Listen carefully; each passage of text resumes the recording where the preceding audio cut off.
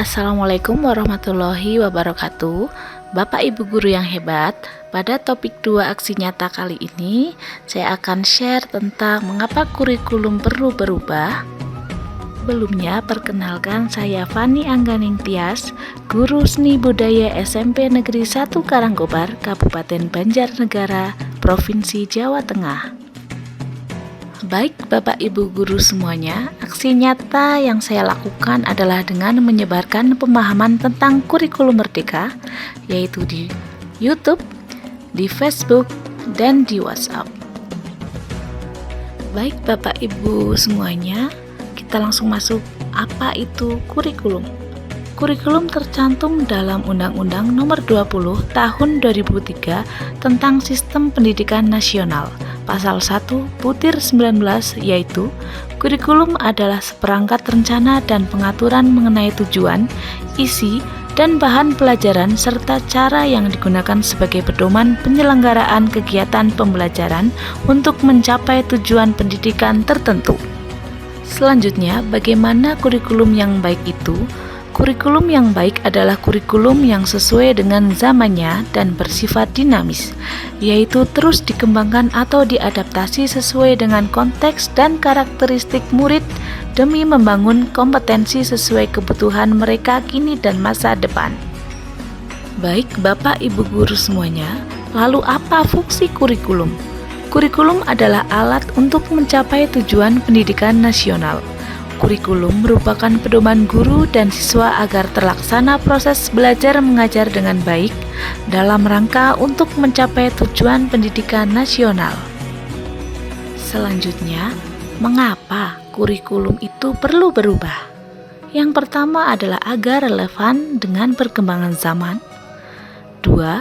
Agar dapat memenuhi kebutuhan belajar peserta didik. 3. Agar dapat menyiapkan generasi cemerlang di masa depan. Baik Bapak Ibu guru semuanya, sudah kita ketahui bersama bahwa perubahan kurikulum sudah sering terjadi.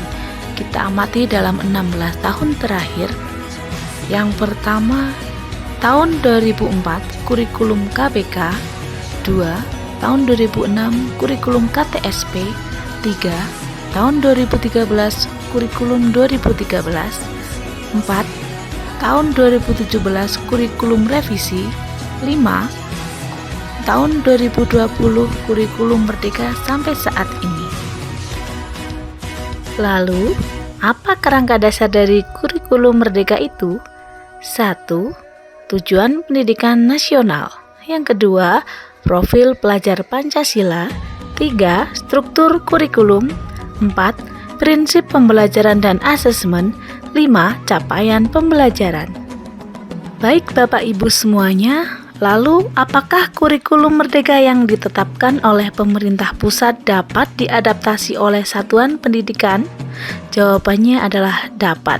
Karena satuan pendidikan memahami betul bagaimana kondisi ekosistem di mana peserta didik berada dan zaman peserta didik dididik agar kurikulum yang digunakan relevan dengan kebutuhan peserta didik dan terwujudnya pembelajaran yang bermakna. Selanjutnya, apa yang dimaksud dengan kurikulum operasional satuan pendidikan atau yang disingkat KOSP? KOSP adalah kurikulum yang diadaptasi oleh satuan pendidikan agar sesuai dengan karakteristik, keadaan kontekstual, dan kebutuhan satuan pendidikan itu sendiri. Lalu, apa saja komponen-komponen dari KOSP tersebut? Yang pertama adalah karakteristik satuan pendidikan, yang kedua visi, misi, dan tujuan, yang ketiga perencanaan pembelajaran mencakup ATP, asesmen, modul ajar, media ajar, dan program prioritas satuan pendidikan.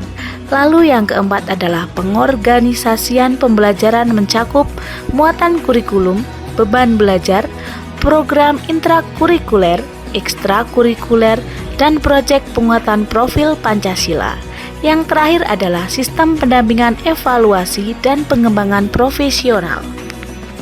Selanjutnya, 5 prinsip pengembangan KOSP yang harus dipahami oleh satuan pendidikan.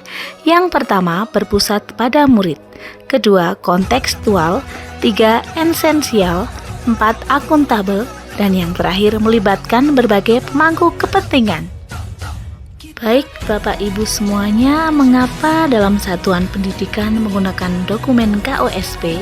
Karena dokumen KOSP merupakan dokumen yang dinamis, mengikuti perubahan dan kebutuhan satuan pendidikan.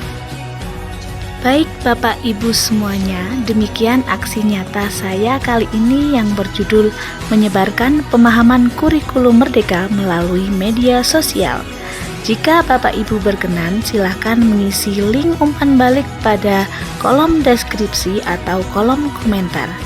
Semoga materi yang saya sampaikan dapat dipahami dan dapat bermanfaat.